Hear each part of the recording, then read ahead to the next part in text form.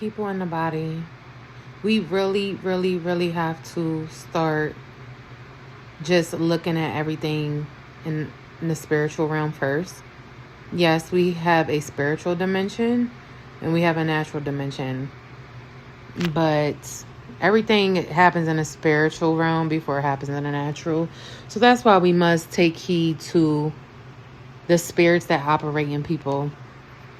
And no matter how much you love them, how much time you have invested in them, if you grew up with them, if you've known them your whole life, family, whoever, best believe if you hold a prophetic mantle, the enemy will use absolutely anyone to destroy it.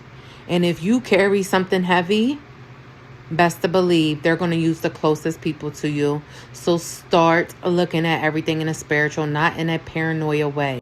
If you hold a prophetic mantle, you absolutely have the discerning of spirits.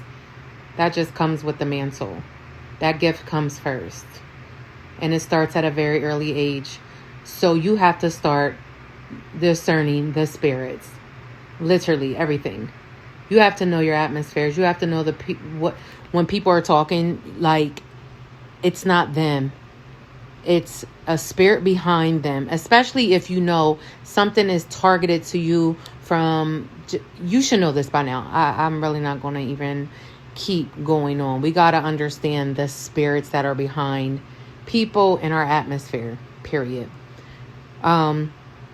One thing that I've always had trouble with was being in a gray area in the middle, because I'm either black or white. I never had gray.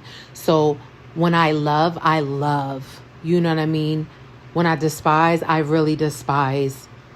So I personally say that a gray area is actually boundaries. And that is something that the Lord has been working on me with, I want to say over the past year and a half, maybe year and a half. So I'm learning how to have boundaries, because I could never, like, if I really love someone, I just love them. And I could never find a middle area where it was like, you're doing a little too much. It was always like, but I love them, so I forgive them. Even if they crossed me, disrespected me, just violated me, I always was oppressed with the word, you must forgive, you must forgive. But that's where I always just had so much confusion, because I'm like, okay, I'm supposed to forgive, but what about me?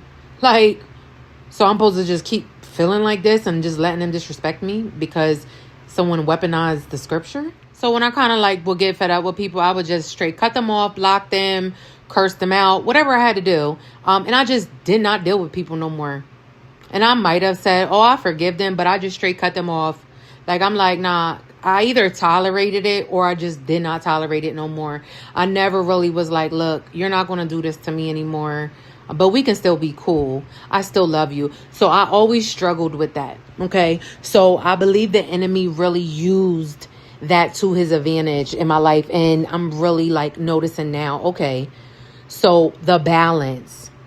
So I know so many spirits behind people. I've known this. I've just always been ahead of my time since a little girl. But so I allowed my love to cloud my discernment. You understand that? And it always left me hanging. It always left me hurt.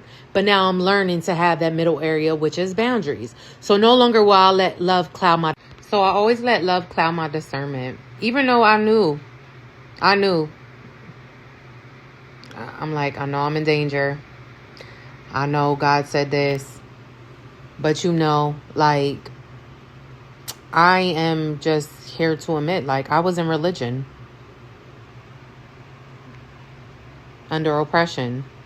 By a lot of people that I just loved. I always knew God told me something different, especially when I read the word and bunch of revelations, dreams.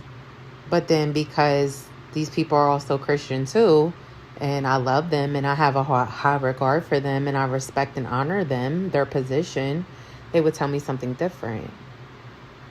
So I always let the love I had for them cloud my discernment. But when I say I've been through it all, I've been through it all. Time and time again. And because of not learning to have boundaries, and I want to talk about the negative side of that. You know, when I just cut people off, you know, it just, I would forgive them, but like I had to go through so much healing processes, grieving processes, you know.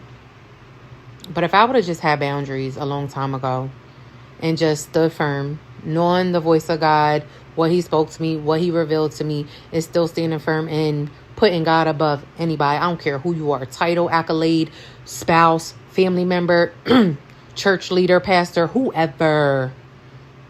I can guarantee you, I probably wouldn't even be sitting here telling you this video right now today. But you know what? We live and we learn. No condemnation.